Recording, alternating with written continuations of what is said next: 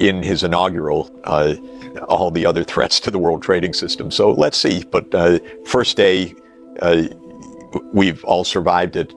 America is now much less bound by international rules, but not going to war, at least between the major powers. The basic point is we have three military superpowers armed to the teeth.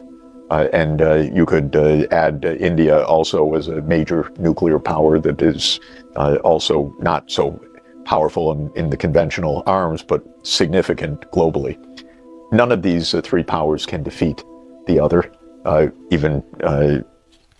even conceptually, other than through world self-annihilation. In other words, the only threat that China faces from the United States is tantamount to a full nuclear war. The only threat that the United States faces from China is tantamount to a full nuclear war. The United States could not defeat Russia. Russia could not defeat the United States. Given all of this, the fact of the matter is we're actually secure, the major powers, if we don't blow up the world. The only risk to the major powers is world destruction. So if we stay out of each other's lane a bit, keep space between each other, don't provoke each other, the world actually is stable. The problem of the last 30 years was that the United States didn't know that there were two other superpowers whose lanes they kept crossing.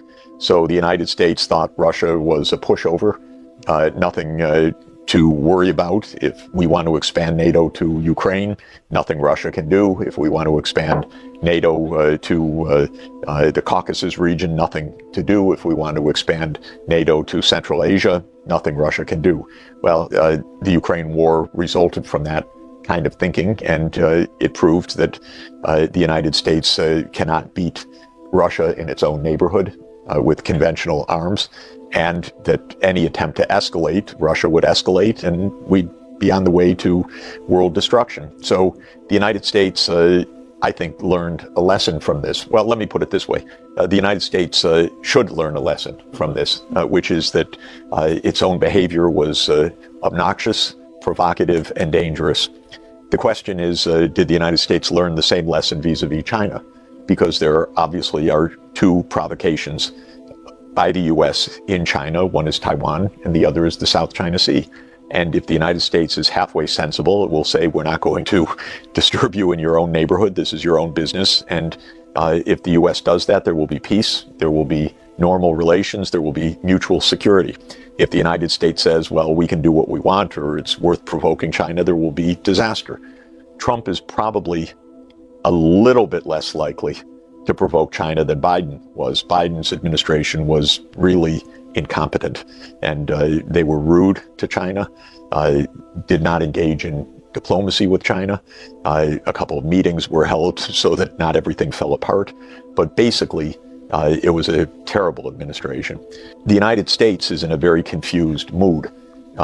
And when I say the United States, all I mean is the elite in the security system, because the U.S. mentality, and Trump expressed it in his inaugural address, is the U.S. is the exceptional country. And if you take that belief seriously, you end up creating a lot of trouble, because other countries just want you out of their front yard or backyard. And so whether Trump gets that and uses restraint, that's the major test of his presidency, actually. A smart president is one who exercises restraint in the mutual interest of the major powers. A stupid president is one who provokes the other major powers. And so this is Trump's single biggest challenge, because the world's fate depends on this kind of challenge. Trump said that he understands Putin's point of view, that, in other words, if he were Putin, and I'm putting a little bit of words in Trump's mouth, but if he were Putin, he'd understand why NATO enlargement wouldn't look good.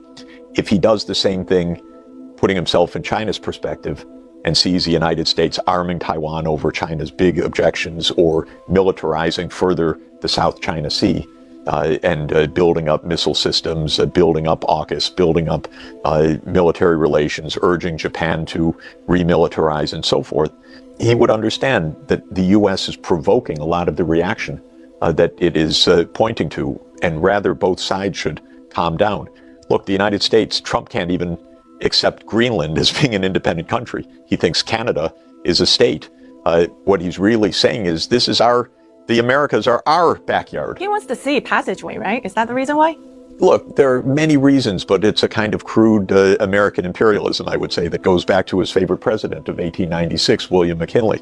So it basically says, this is our neighborhood. Don't encroach on it. Now, the point I'm making is not that it's right to threaten Mexico or Canada, but if Trump uses the same logic just a little bit and understands China's point of view about America's actions, he would then adopt a more restrained point of view.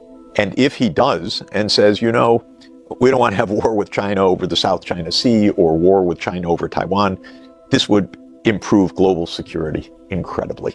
So all of this is to say, yes, China's making huge advances in many arms systems, in missile systems, in nuclear, in hypersonic systems, and so on.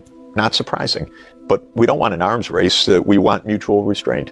And this is really the question of whether the two sides can be smart enough to say, if we back off a little bit, don't encroach on each other's core interests, then the tensions will come down and we could actually make more money, have a better life, have more security, and so on.